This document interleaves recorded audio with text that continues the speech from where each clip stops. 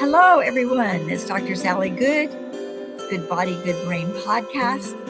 And as you know, I have some of the most creative, smartest people ever on this podcast. If you've been paying attention, to pay attention, I want you to follow us and subscribe because that helps out. Today, I have a person that's so talented, we probably have to do about 5 podcasts to really explore all the aspects of her abilities. And her abilities aren't always her own, and I'll let her explain that. Because Karen Edgett is a visionary. She is a visionary in everything she touches, including cooking. And I do love cooking. I do love deciding, like, oh, I don't know what I'm going to cook. Let's open up the cabinets and see what I can put together.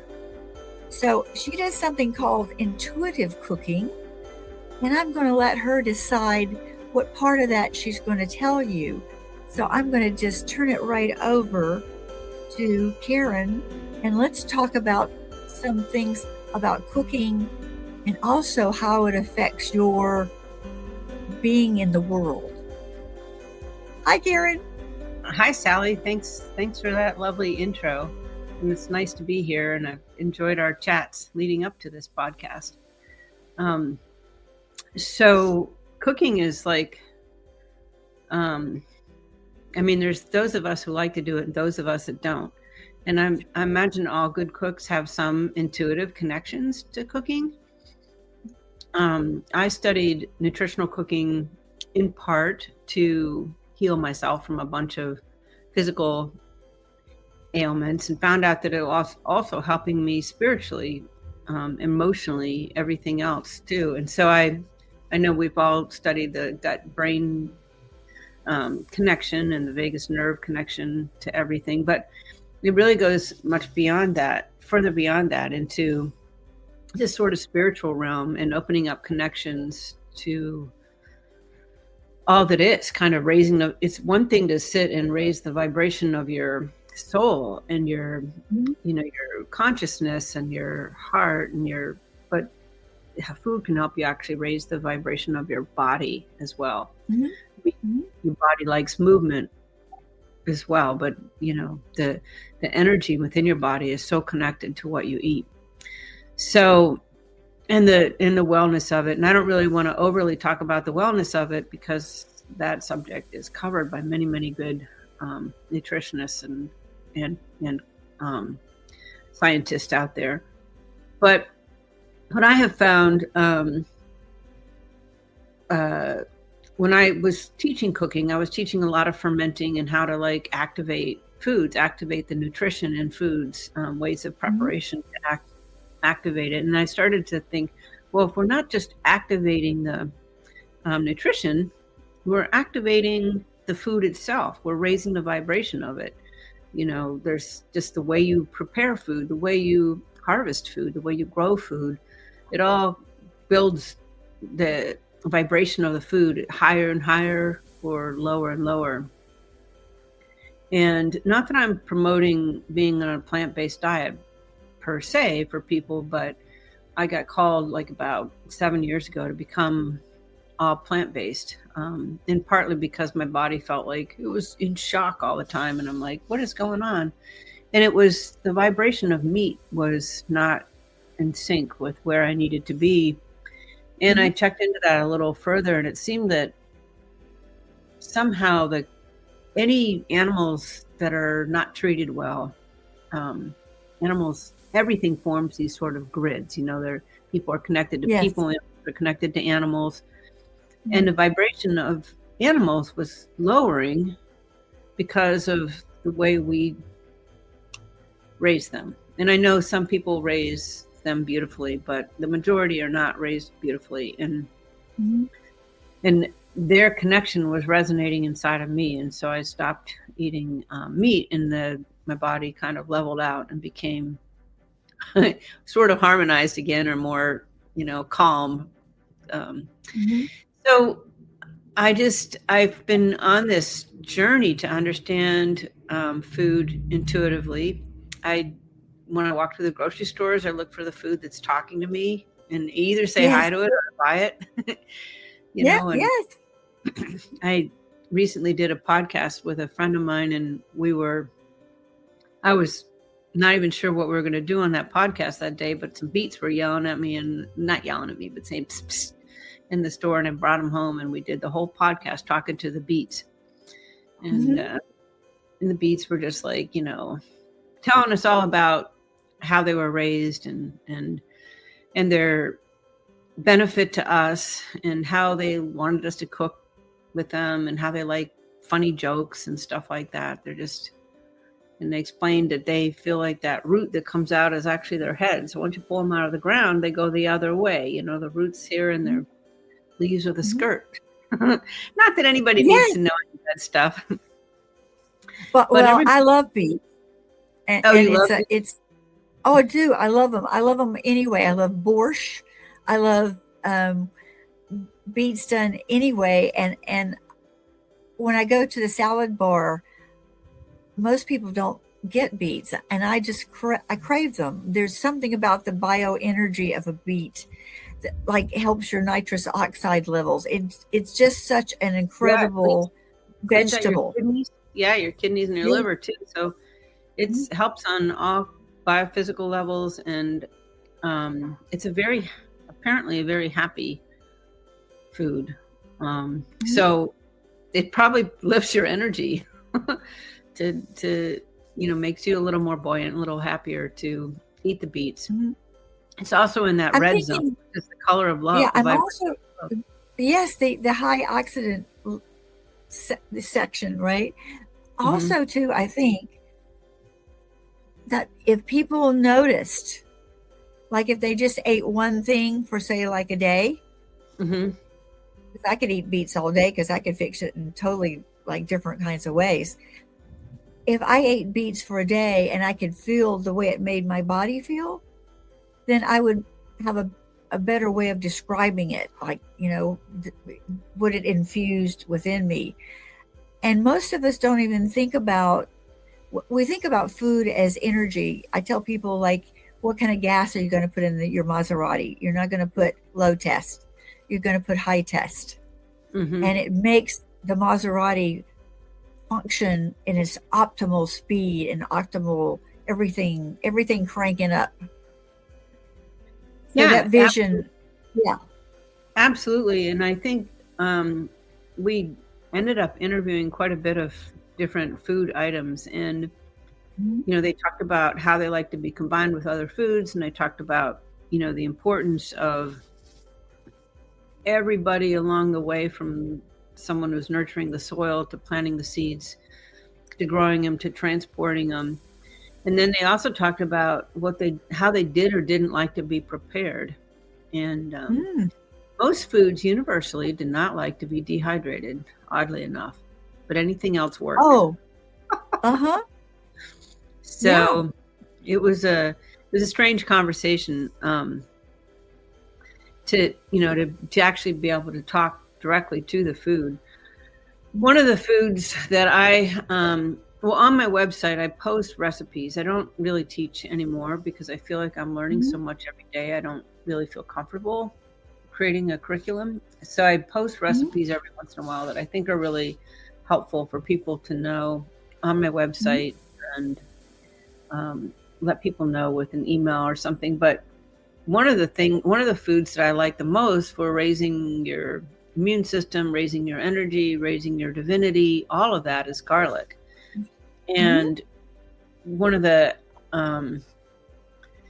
interesting aspects of garlic is that if you smash it, there's two compounds in there that create allicin, which is like a penicillin type of substance that's a probiotic and an antibiotic in one. So it's very useful for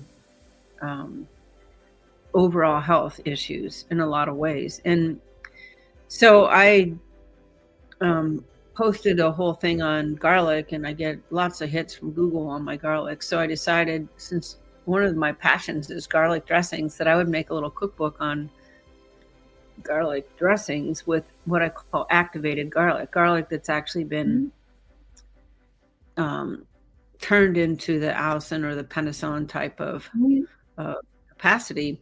And to do that, you smash this is all in my book, but if you smash the garlic and you wait 5-10 minutes, and then you add it to, in this case, the dressings, but if you were going to add it to a soup or something you're making, you would add it at the last minute, because the more you cook that, the more the compound degrades. Breaks down. Yes. Yeah, and it doesn't become as effective. Now, there's many other good aspects to garlic, so you don't have to take it for the penicillin type of the probiotic or antibiotic type of aspect, but it's fabulous and it's been used for centuries and centuries to open up your channels to, divination of whatever kind, or channeling, and probably written in every religious text is something. Oh, absolutely. You're making me think of tahini. I used to make tahini all the time, and that's a highly garlicky kind of thing, because the garlic isn't cooked. You're eating it raw. And Right. Does the garlic like to be eaten raw, or does it matter whether you cook it or not?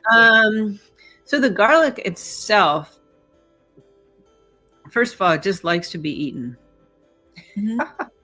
So there's that part of the garlic, but it's basically, if it has priority, it wants you to eat it fresh.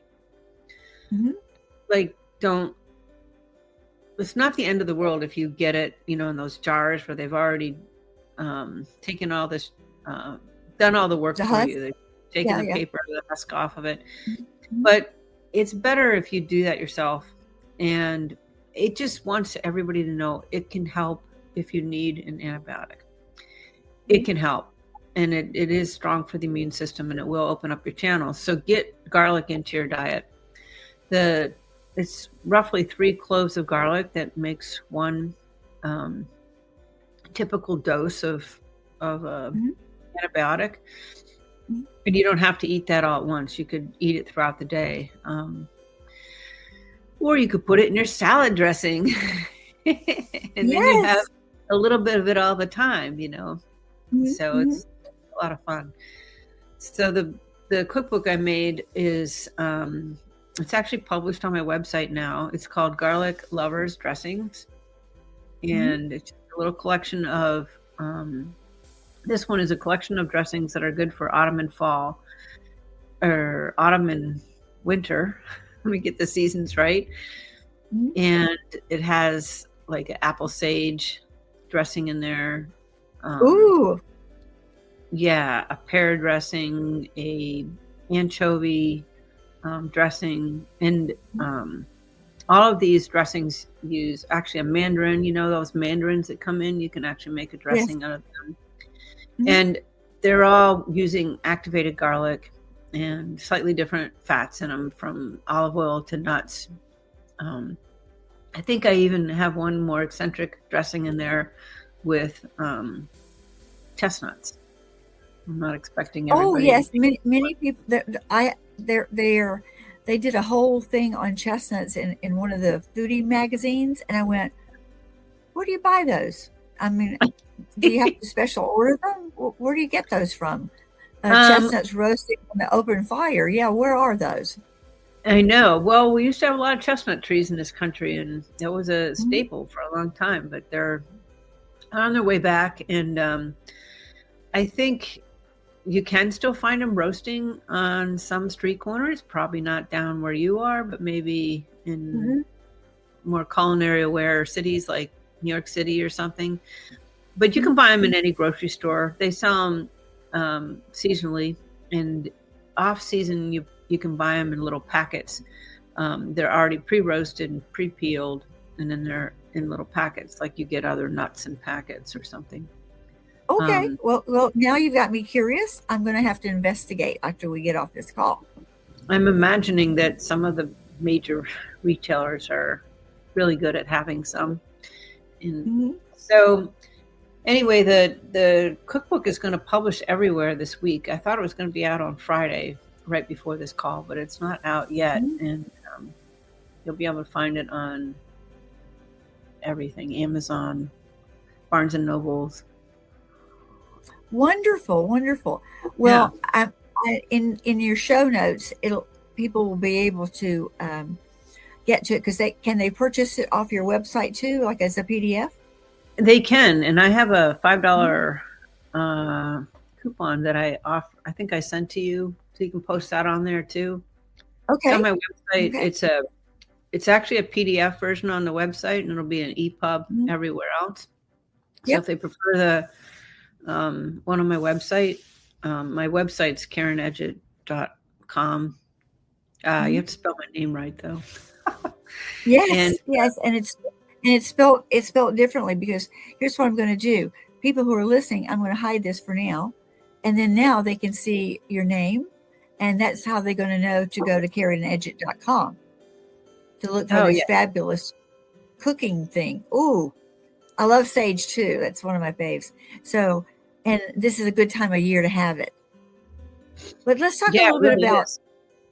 let's talk a little bit about more about the Karen. Let's talk about the Karen. Uh, Okay. um, tell me a little bit about that piece that's behind your head. Oh, okay. Well, I'm an artist, and Mhm. this is one of my larger pieces. I think there's Oh, five in oh, this. the colors are fabulous. Colors. Oh, love it. I'm going to take a little cough while we're off camera. I'm just ending a little cold. Yeah, just take your time. I don't know how you cough on camera. It feels like you want to suppress it. But anyway, these pictures are this one in particular is part of a series I did exploring the whole concept of infinity, and Hmm. not really as a mathematical symbol, but No, something that actually um,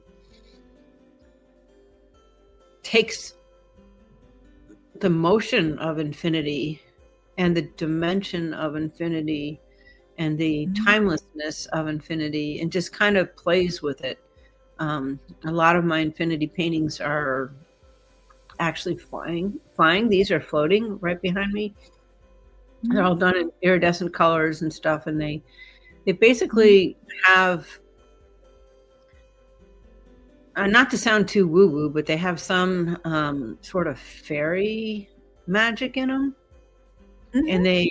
they change the energy of a room or the people in the room, and they're kind of designed to be these energetic consciousness shifters, as well as being Activators. visually interesting. Yeah, Yeah. activators, right? As Yes. well as being interesting to Mhm. look at their, the patterns in them and the movement in them and the symbol of, really just potential or possibility beyond what we really conceive. It takes you out of Mhm. linear time, takes you out of, where you once were. This one back here Can is I called get Earth Unity. Earth Unity and is the other one, the pink one, more air, or where do you go with the pink one? Pinkish one. Oh, interesting. I don't have a title for that one. Uh-huh. Actually, I probably do have a title for it, but I don't have it written on it. Sometimes I really hesitate with my titles because I'm not really sure. Hmm. Um, they tell me their titles after I've done them, and so I'm Yes. not really sure what their titles are going to be. So that one might Can be. I? Go ahead. Oh no, it might be what? Might be what? The title might be waiting to come out. Okay. I have Let me. Oh, go no, ahead. show me. Show me. Yes. Well, this is a little book I put together of a lot of my paintings, which I tend to do, and then they all have little haikus when they've revealed them to me. They all have little haikus. This is a Mhm. one. It's been purchased. The original's been purchased, but it says, "Even on a cloudy day, I'm here," and it really is Oh, love that. yeah, it's Love that. referencing the Yeah. consciousness of Mhm. um, you know, of of divinity in yourself. It's like call Mhm, yourself in even when things aren't quite right. This one is mhm, these are all part of my I am series. This one's I am mhm. immersed in calm waters, and it's just they're a lot of fun. And then I have um this is a really large one. um Oh, okay. Blues and golds. This is one from my Flying Infinity series. And the poem Mhm. in this one is, do you see my soul in all its divinity as I cross your path? And Ah, it's that's a kind of good like, one. yeah, do you know? And When this you were is, talking Oh, go ahead. well, these I are have all a just little part riff. of, go I ahead. have a riff on painting.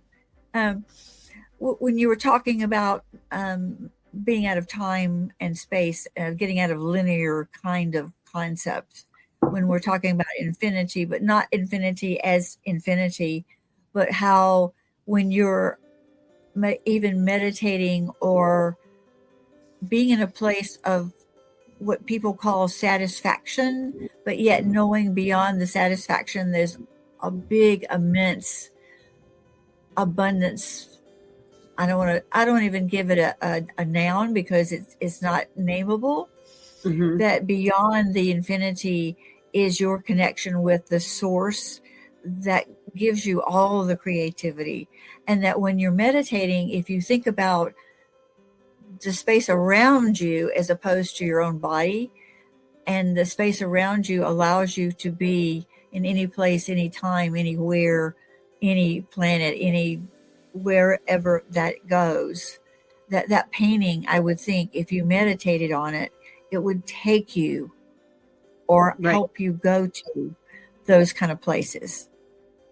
Yeah, that is the point of it. I have one friend who got one of my paintings large in her living room, and Mhm.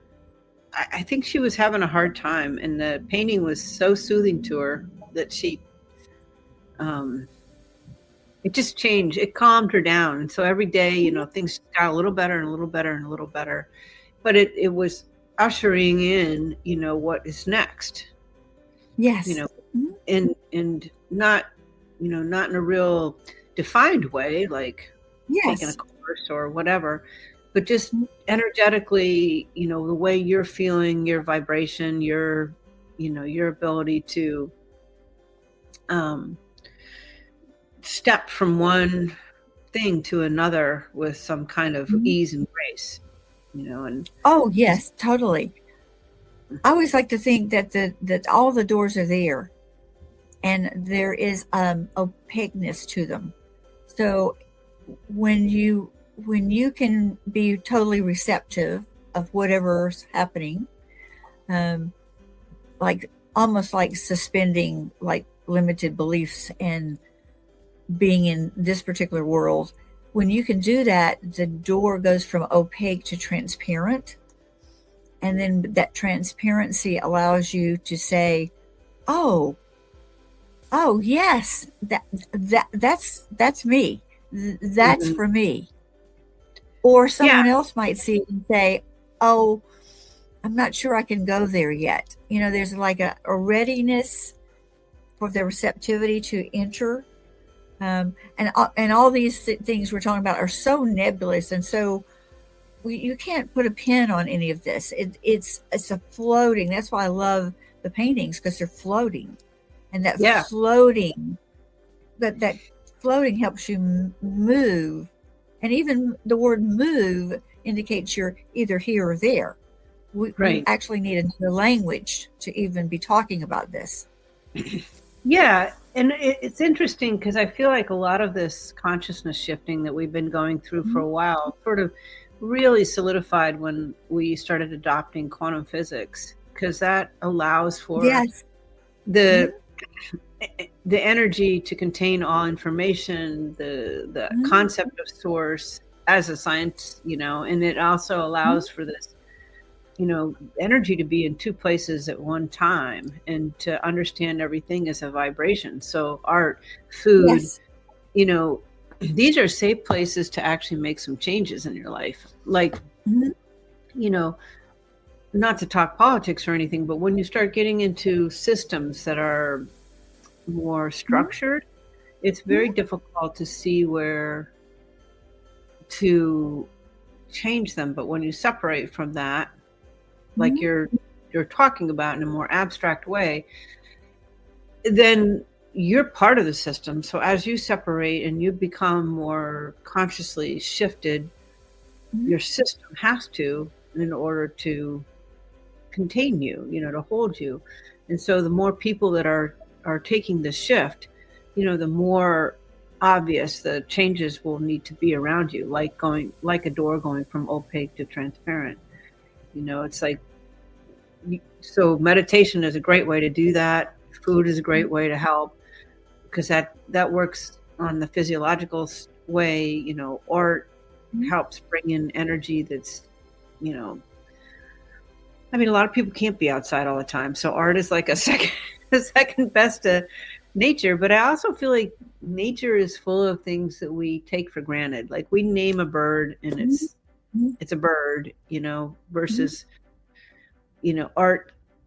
An artist's been always famous for this. They can paint something we haven't really seen exactly that before, especially, the more Mhm. abstract artists you get. So they can paint energy, and you can look at things anew. You can pause, versus um, versus what nature offers, which is really interesting. Because one of the things that happened to me really recently is, during COVID, was, um, I spent more time outside because being there was nothing else to do. So I'd go on these really long walks, and being somewhat clairvoyant, I'm like listening to all these flowers start to talk to me, and I'm like, Mhm.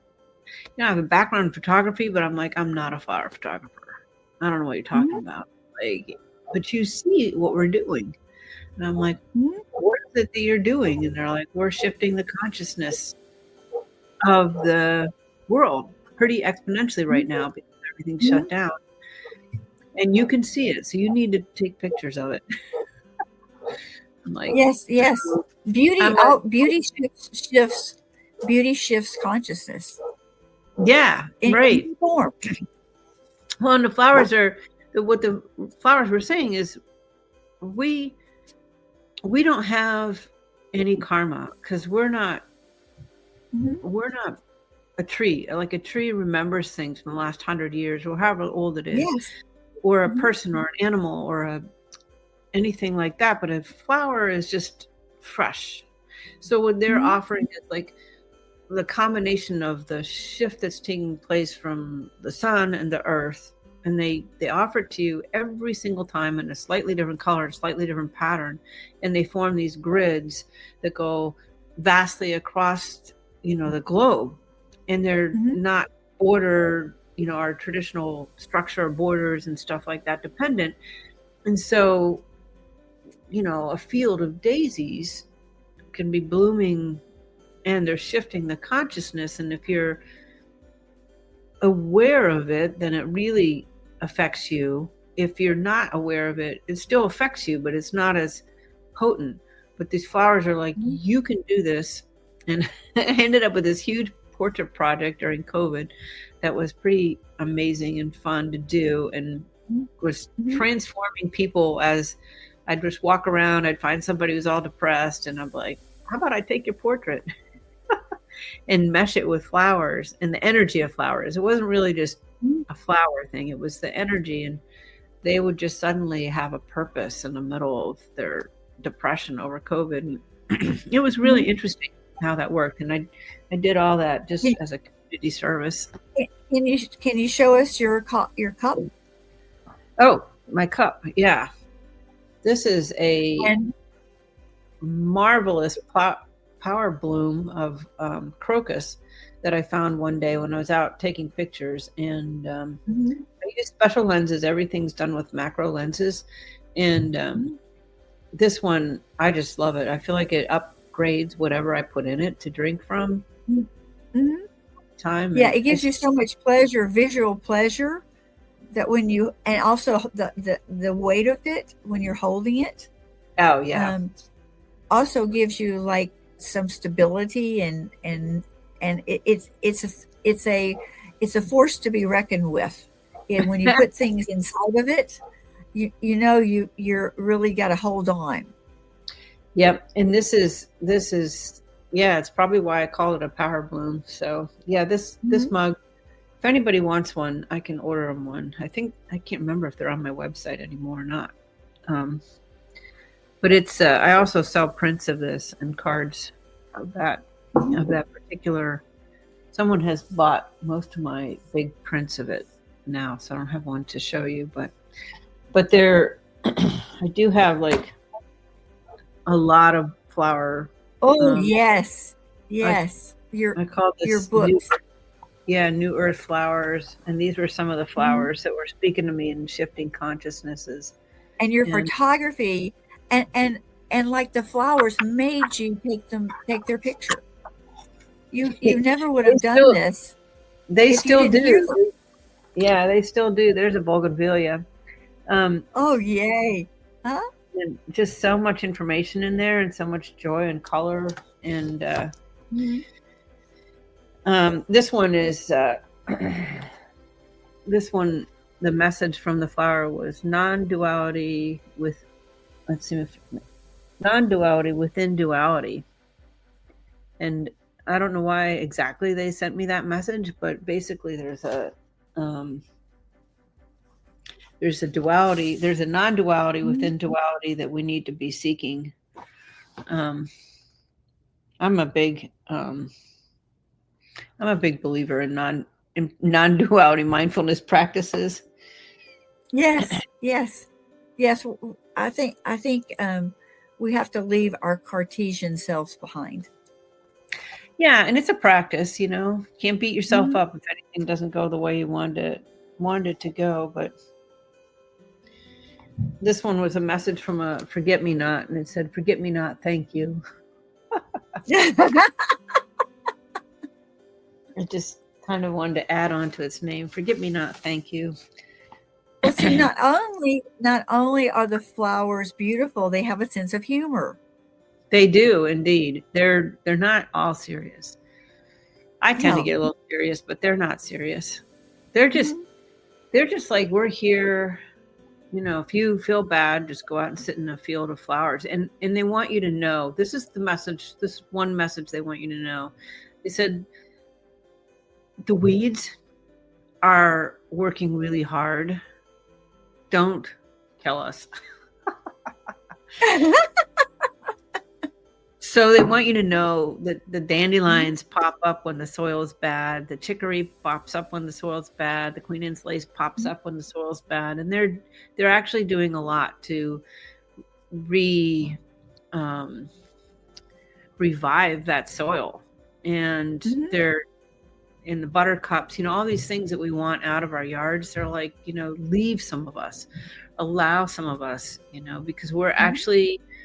we're actually in a way like harder workers than your average, hybrid garden variety. Not to diss anybody, but they're Right, like right. the We're not blaming the beautiful ones. We're not blaming them, but they're pampered. They get pampered. The dandelions are just out there trying to do their best with well, whatever is around. yeah, and the dandelions are actually one of the first spring flowers and they work really Mhm. hard. I'm sorry, I'm making a little noise. Let me open this up. The Mhm. dandelions are one of the best synthesizers of the sun in creating Mhm. um, very rich soils, and they almost don't grow unless the soil's bad. So when you see, And you can make dandelion salads out of them too with the you can roast leaves. the roots and make a Yes. drink. You can Mhm. make the flowers are very good in salads. So take the flowers and sprinkle them around. The leaves are, Mhm. high in antioxidants and very good for you to eat. Mhm. Yeah, I have a whole thing on edible flowers. I might actually make a real big book on it, but I have one called Flower Feasting. Oh yeah. It's, Do you have nasturtiums in there? um, uh, Because they probably don't grow near you. In California, we used to put nasturtiums in our salads, and rose petals. yeah, I've taken many, many pictures of nasturtiums out of my gardens. Mhm. But I'm looking, I don't think this one actually has a nasturtium in there. But one of my favorites is that it has the marigold, and these are kind of scrappy Oh, looking marigolds, but they had a message for me that day. yes, Marigold yes, like little petals, houses. they actually make lutein out of marigolds. It's one of the best Mhm, things for your eyes. So all summer mhm, long, I would take these marigold petals and I'd put them right in your salads and eat them every day. Or on mhm. my website, there's a recipe for marigold butter. And mosquitoes don't like them. Correct. Actually, a lot of the Mhm, edible flowers mosquitoes don't like.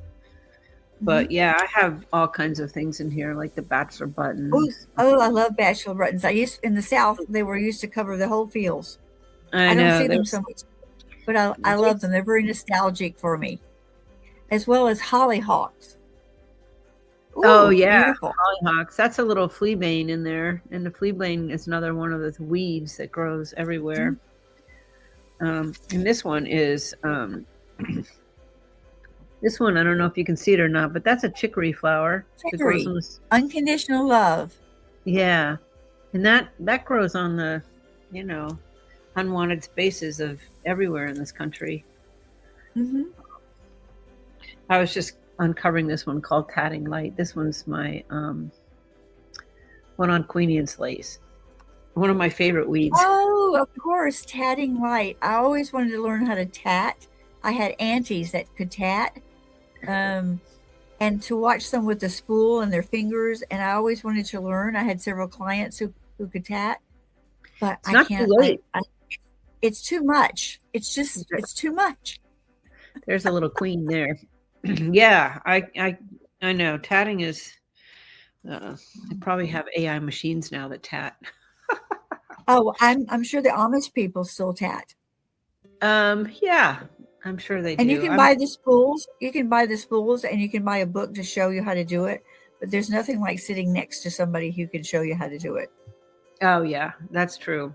I know a lot of in-person stuff. Tell me, Kieran, a little bit more about you as a human. How old were you, or do you remember when you first realized that you could hear, see, think, feel things beyond yourself? Um. Well, uh, as a kid, I could lay in bed and levitate. Uh huh. Um, but I was kind of one of those people you describe as a trauma baby. Um, Hmm. there's a lot of some, rough things happened to my older brother when I was about 5 months old, and it Hmm. created a lot of fear and trauma. I guess Hmm. that nervous system that was a little off, and my mom Hmm. had four more kids, and she was, I think, so wrapped up and taking care of a special needs person and the rest of us that Hmm. I just started to disassociate a lot. So um I think that was my superpower, to be able to disassociate. Yeah, go somewhere else and go for something Yeah, else. And excuse me. and leave parts of myself behind here and there. And it was interesting. My brother passed in 2023, and he, in the process of all that, my other siblings were telling Mhm, stories of all the things I used to do for him, mhm. and I'm like, I don't even remember. I think I was like disassociating my entire That was somebody else, but it was you. childhood. It was me, Mhm, but um, I was elsewhere, and probably mhm, on the beach or in the woods playing. mhm, But I was always connected to art. My parents were both creative, and my dad was a design builder, mhm, and I went to school for art. Yeah, I think it brought me some solace, and I was also very connected to poetry. I was always connected to mhm, the words, and in mhm, college, um, I ended up going in the direction of graphic design because that kind of incorporated the words and the. mhm, But my degree is in fine arts, and I went on to the advertising world and spent 20 years there. Actually, probably more like 25 years. I had my own agency for 20 years. Mhm. In that process, I got sicker and sicker, and I think it was a lot of I was going to unresolved. say, was it killing your soul? Well, not resolving that trauma, having it was all Mhm. buried. So we had no idea that anything was Uh-huh. trauma. So I think by my 40s, I was like, well, maybe my late 30s, early 40s. I can't remember the exact timeline. I was really feeling terrible, and I had ripped a muscle in my leg, and I'm like, I used to think I was going to live forever. Now I don't think I'm going to live another year. Nor Oh, am I at sure I 30. want. Mm-hmm. Yeah, because I was in pain all the time, and I had every chronic disease in the world, and so I ran into just a bunch of things started to get synchronized all at once, and maybe I was Mm-hmm. ready to pay attention, but all allopathic procedures had not helped me at all. And Mm-hmm. so I had exhausted that. And but I grew up, we didn't know about masseuses or Or acupuncture naturopath, or or yes, eating Ayurvedic. for health, none of Mm-hmm. that, right? So someone bought me a massage. At the same time, I heard this special on NPR about people who are allergic to nightshades, and then Yes. Mm-hmm. discovered that, you know, I was allergic to nightshades in part while I was feeling Mm-hmm. nauseous. And And probably so, lectins too. pardon me? Yeah, Lectins. it Yeah. could have been. It could have been, but Mm-hmm. back then the knowledge was not Mm-hmm. commonplace, and doctors were like, well, you're nauseous. We're going to have to give you a pregnancy test. And I'm like, Whoa. can you understand? I feel like I've been nauseous for like 20 years. Mm-hmm. I'm just going to back out of this office slowly, and you're not going to send me a bill because I'm not paying for that anymore, paying Mm-hmm. for that kind of advice. But, it's hard, I think, for doctors when it's complicated, when there's trauma Yes. and And there's, they're in a time crunch, and there's an office manager that says you spent too much time with that patient. You're messing up our stats. yeah, but I think they've shut off. I think most doctors are really smart and have a lot of connections, and I think they shut them off through the schooling process. Mm-hmm. I do believe that, because you don't go into healing if you're not a healer. But anyway, Healer. anyway, so I ended up, of all people, I ended up at Dr. Berg's office, and he's all over the internet now with his form of advice. But back then he was doing something very Is different. that Eric? You talking about Eric Yeah, Berg? yeah, Eric Okay. Berg, Mm-hmm. Dr. Eric Berg, and he was doing. He had a background in nutrition and a background in acupuncture and one in chiropractic, and he understood my allergies. Someone said, "Here, go to this guy. He understands allergies." So the allergy got me a ticket into him, and he was doing all this. He got rid of all my allergies, and he started advising me on food. And I remember the first day he said, "Well, you can't eat." What did he say? You can't Tomatoes. eat. No, he said you can't eat toast anymore with your egg. And I remember my heart sinking to my feet. Like, how can anybody eat an egg without toast? I mean, that's how stupid I was back then. And he's like, you got to eat kale. And I'm like thinking at the same time, well, what is kale? Right. This is What is that? What is that stuff? 30 years ago, I'm like, so anyway, I had a lot to learn, and I got better, and I got better, and I got better, and I started working with other medical intuitives, and I've been on a kick with working with medical intuitives because they diagnose me like that. And once you're diagnosed accurately, then they Everything else. Yeah. So I'm like, when friends that go to other doctors call me up, because now I have a world of knowledge too, and they call me up and ask me questions. They're like, look at this diagnosis by my doctor. And I'm like, he's written it like a question. He doesn't know. Exactly. Like It's a that. rule out. Right. So, but anyway, that's me. And I sold my ad agency. I traveled. I started studying food, and I traveled, staying at food farms all over Latin and South America, learning. I wanted to learn more about food, and where it comes from, and native foods, and how you prepare it. And it was a fabulous time for me. Then I did a short stint as a helping some NASA scientists invent a wearable tech that tells you how much sun you get. So I became an expert in sun exposure. But I never, and at the same time, I started painting again. And, this time when I was painting, I was like, I'm only going to paint light. But at that point in my life, I'd already transitioned my consciousness quite a bit. And even when I was the CEO of the tech company, I was like, every day I wrote down all the things that need to be done, which was nearly impossible to get done. And I'd say, dear universe, here's all the things that need to get done. All this or something better. I turned everything over to the universe. Yes. And I'd be surprised how many things would just get done, and I'm like, or a manufacturer would appear that was a good one, or things became really easy. And so I started working, that was practice for me to be able to manifest like that, versus trying to do it all myself. Not that it still wasn't a lot of work, but there's an ease that comes to things that you can solicit the universe to help. Yes. So I started to learn to listen to the universe. So, my paintings have helped me transform. They can help other people transform. The flowers, I had to listen to them. The food, I have to listen to it. And, and the food says, the garlic says, you've got to, make this little recipe book. I'm like, okay.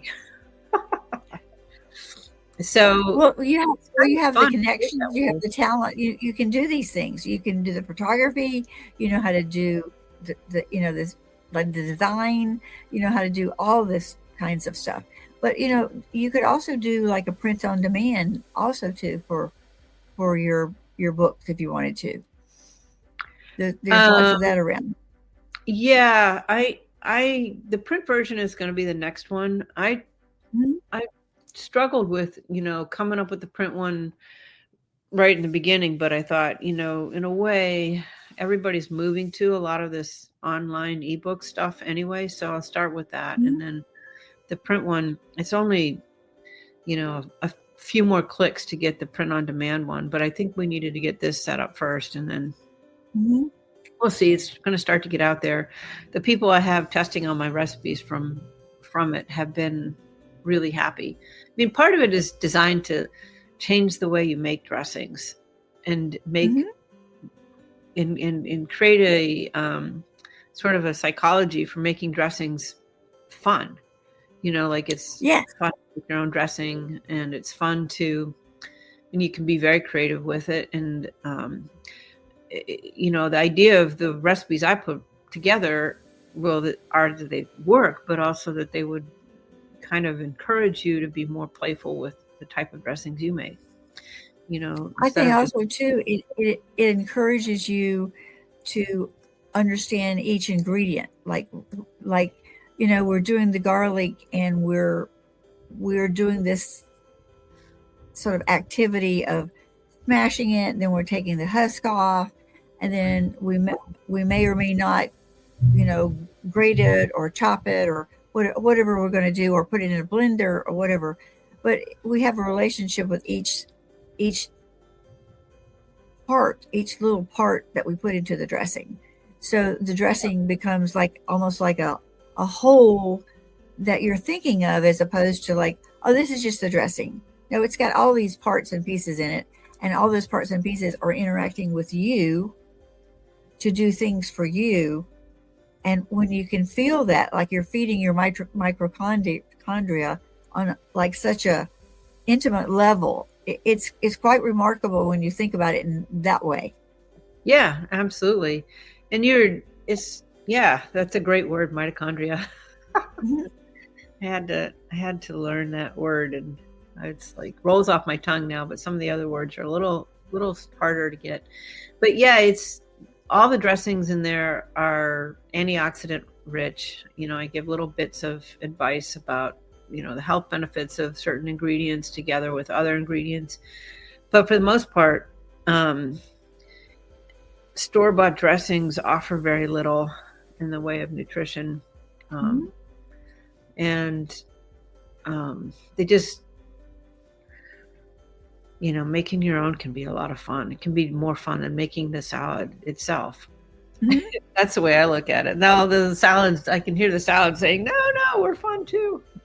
Yes, we can be different leaves, and we can be combinations of leaves, and go get some dandelions, and all those kind of things together.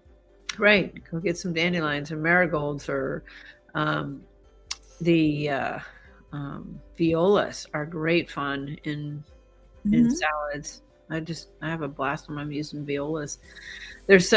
Violas and pansies are such happy, particularly pansies. They're just like sitting there going, "Hi." Exactly. Hello. They're doing their thing with their little stem. They're waving in the breeze. They even look like they have little happy faces on. They do look like they have happy faces. I'm trying to think. I have these, for anybody who really likes flowers, I have these. This is called Botanical Vision. This is like. Yes. I was going to ask you to show us those cards. Yeah, this is an oracle deck that I made. Well, the flowers don't like it when I say I made it, but the flowers made it. Love it. So these are all the different flowers that showed up for the oracle deck. There's the front of it, Botanical Vision. That's the morning glory from my garden. And I was going to look in here and see if there was a pansy. But I could also do a reading for you. Oh, yeah. Here's a pansy. And it says... face yourself. Yes. Face yourself. Right. Face yourself. Look in the mirror. You're okay. Yeah, but they are on my website. Well, we should go to your website, and first of all, we've got to get this book about the garlic dressing, because garlic is inexpensive. It's readily available anywhere. I've never tried growing it. It seems like I would like to just buy it in the store instead of like having it in the garden. But I've never tried it. There's nothing wrong with buying it in the store, other than they would like you to buy the organic one. But if you don't, just bless it, because blessing your food can kind of raise the vibration. Yeah, garlic's pretty interesting. The garlic, in my book, I talk about little anecdotes, and one of them is that Chicago is actually a native word for field of garlics. Oh, wow. Amazing. It's kind of interesting, huh? So it's amazing. Yes. It was considered really important. Well, the more we understand about the food we put in our body, how we can actually use it to change our vibration and make us more healthy, without having to spend money on health care. We can make our own antibiotics. We can do a lot of things for ourselves. But I think sometimes the lack of intention, like, you don't know what you don't know.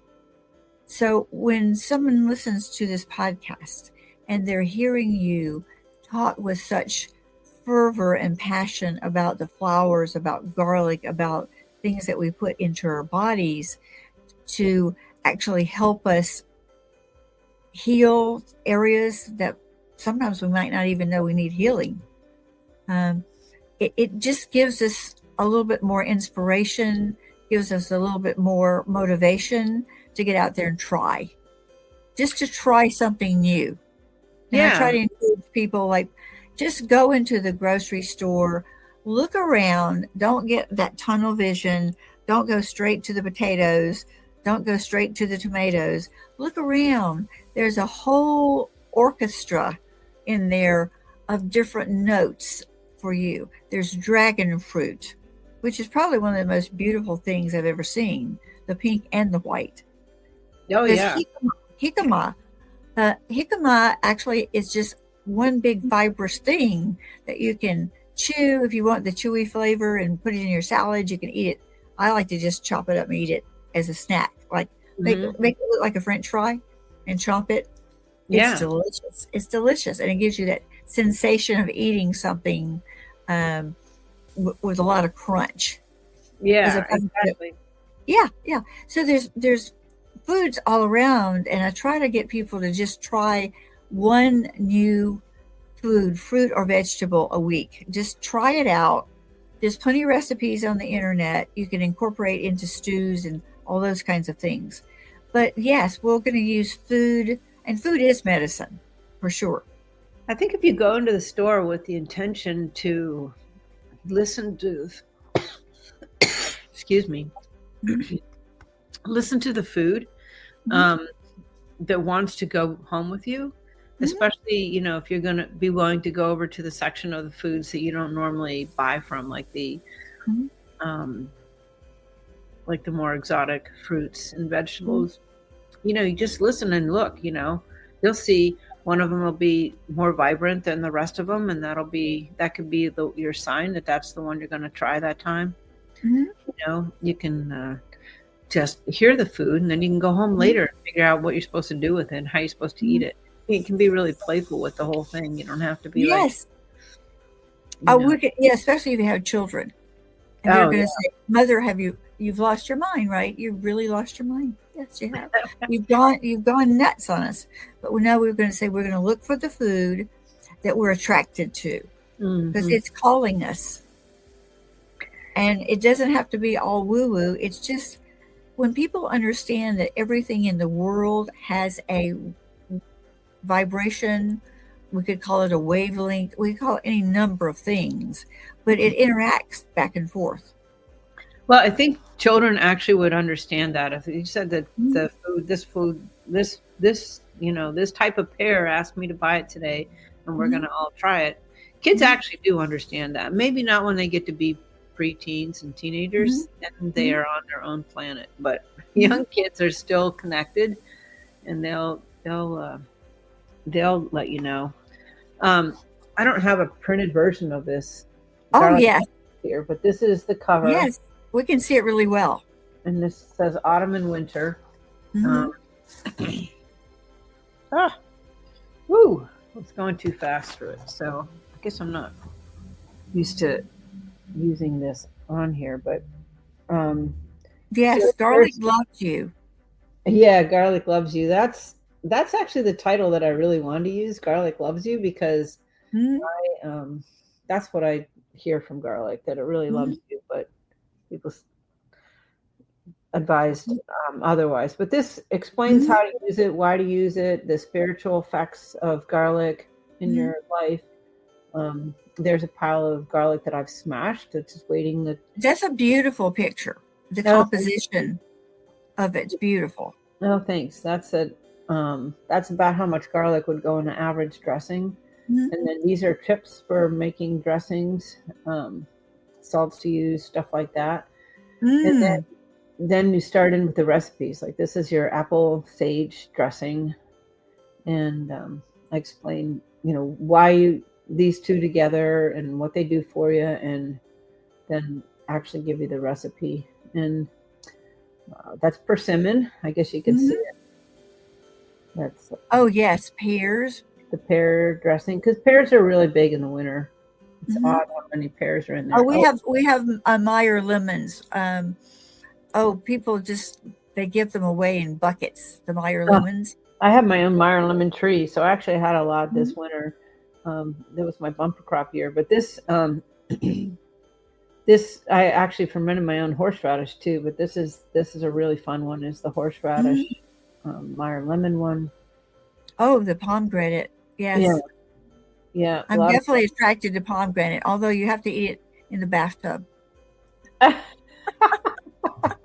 You have to pull them apart in the sink. There's all kinds of really good tricks for doing it, for sure. Um, Oh, there's yeah. tahini one. Oh, yes. Creamies. Yes. I actually recommend using sesames and grinding them down rather than the tahini, just because you get a Mhm. fresher release Mhm. of them. And this one is Oh, yeah. This one I'd love. Spicy ginger shallot. Yes. yeah, this one is one of the favorites that people have been responding back that they really like. There's the chestnut rosemary one. Chestnut I'm using as the fat in this because you don't Mhm. always have to stick with olive oil. There's the mandarin. Oh, Um, I definitely go for cashews. That's for sure. and then And there's I do like anchovies, and it's on my bucket list to get back into eating anchovies. well, this one is a really powerful one for the brain, Mhm. and it's like loaded with omega 3s. And Mhm. again, the walnuts are being used as the fat in this one, and the anchovies have fat in them. And this one's really good on salads, but it's also really good on pastas. So these are not dressings that, and there's a little bit about me on the back side of it. These dressings are um, Not necessarily for salads. Like I have Mhm. spicy ginger shallot one. One of my friends is like, I've been making that every day, and I put it on my burritos. I put it on my Everywhere. chicken. I put it on everything. So she's like really having a good time with it, and it's yeah, it's I made a. I don't have the recipe in this particular book, but I have one I just was playing with mango, and had some people over, and they're like, they put it all over their rice. They're like, this is the best. Rice and mango garlic dressing. I'm like, who knew? You know, it's like this is the fun though of like getting out of the um, normal use of salad dressings and buying them yourself and stuff. The playfulness, the visionary. Well, we actually have spent a whole hour. I can't believe Okay. it, but it's been a Wow. whole hour. And what All right. I'd like to do is, if you have any, well, I don't say pearls of wisdom. You always have pearls of wisdom, but anything you particularly want to say that would help encourage people to think more about their food and how it can actually help them with their bodies. Um, I think we covered quite a bit, but I think the food in general would just, it really wants to say we're here to help. Um, it, it can go a little deeper than that by saying, it's saying that, don't worry if you can't afford organic and blah, blah, blah. But, we're here to help. Um, if you can recognize us as a food, we're more likely to be a food. Mm-hmm. Like, for instance, not the Dissa major brand, but Captain Crunch doesn't really look like a food. No. But, a carrot does look like a food. Mm-hmm. So if it looks more like a food, then, the less refined, the better. But they're saying Yes, if it looks exactly. like food, it might be. Mm-hmm. I myself, my body doesn't like any refined foods unless I Right. refine them myself. So I'm Mm-hmm. like really particular, but it's blessing the food, Mm-hmm. having some reverence, going back to saying grace. Grace is we kind of replaced grace with prayers of gratitude, if we do that at all before Mm-hmm. we eat. And gratitude is a very high vibrating energy that Mm-hmm. lifts the energy of your food and lifts your own body, so you absorb the food better. The food gets Mm-hmm. happier, you get happier, it all becomes good. So adding that practice into your eating would be good, but grace is a way above gratitude. Mm-hmm. So Mm-hmm. if you can actually manage going into a state of grace before you eat and thanking the food and all The source that yeah, created the it. sun and the earth and the Mm-hmm. everything that got all the people involved in it, you actually no matter what you're eating, can become healthier eating it. Yes. Yes. It won't be taking your energy down a bit. And Mm-hmm. especially when you're eating animal products, it's good to bless it, or go with that Yes. sort of grace, or at least gratitude, because gratitude's pretty dang good. Yes. Well, I am definitely going to. I'm going to go retrieve my groceries today, and I'm definitely going to get more garlic and just nose around and see what's available in my little local store. I might have to do an online thing, but this has been so remarkable, Kieran. I love talking to you about all the aspects of your creativity. Um, you as an artist, you're such a fine artist as well as a visionary artist. And I encourage people to go to your website, take a look at all the things that you're so good at, and they will be attracted to maybe a book on flowers, or maybe this or that, or maybe a book on tatting, like a Queen Anne's Lace book. Whatever book they're encouraged to take a look at. But I just appreciate you so much, and I appreciate you taking the time to be on this podcast today. Good Body, Good Brain. And on the show notes, everyone, you will see all the opportunities to look at things that Kieran has created, and go on her website and try to start being more playful with food, being more playful in the world, to help us be stronger, better servants for ourselves and for others. Because it boils down to how more healthy we can be, so that we can actually serve others as well as ourselves. Yeah, I agree. That was very well said. And thank you so much. Is it Dr. Sally or Sally? Well, Doc- I am a doctor, but it's whatever. It's Dr. Sally. Sometimes it's Dr. Good. I like calling people doctor, so I'll call you Dr. Sally. Okay. All right. Thank you for this opportunity. I really appreciate it. And please let me know if you try one of the dressings. Oh, definitely. Oh, definitely. Okay, I'm going to end this recording now. Please follow and subscribe Good Body, Good Brain podcast. And I look forward to seeing you all for the next time.